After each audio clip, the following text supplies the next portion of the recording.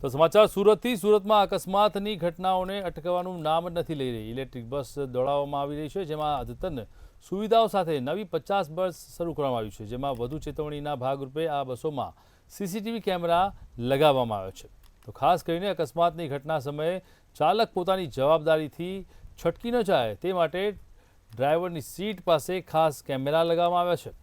ત્યારે બસની આગળ અને પાછળ બંને સાઈડના એરિયા કવર કરી લેવામાં આવ્યા છે।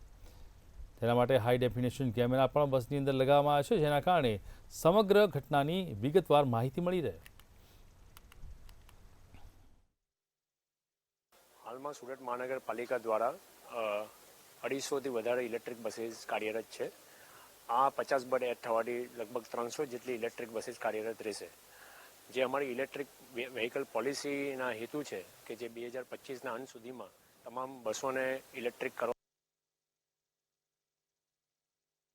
આ જે 50 બસ એડ થવાથી અમે એમાં આગળ વધીશું અને આ જે બસો છે એ બીઆરટીએસ પેસેન્જરના લોડ આધારે અમે લોકોએ 2 રૂટ એના આઈડેન્ટિફાઈ કર્યા છે।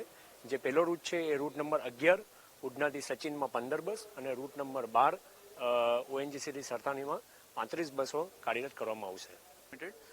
આ બસમાં આપણે જેવી રીતે જોવામાં આવ્યું ઘણી પ્રકારની સેફટી ફેસિલિટી સાથે છે, જેવી કે અંદર કેમેરા છે, ઇનબિલ્ટ ફાયર સેફટી ઇક્વિપમેન્ટ્સ ઘણા છે, પેસેન્જર કાઉન્ટિંગ સિસ્ટમ છે, ઘણા બધા ટેકનિકલ ફીચર્સથી આ ફૂલ બિલ્ટ બસીસ છે।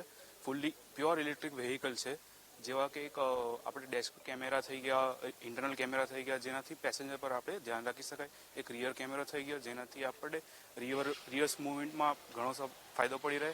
એ પ્રકારની fully built pure electric vehicle છે।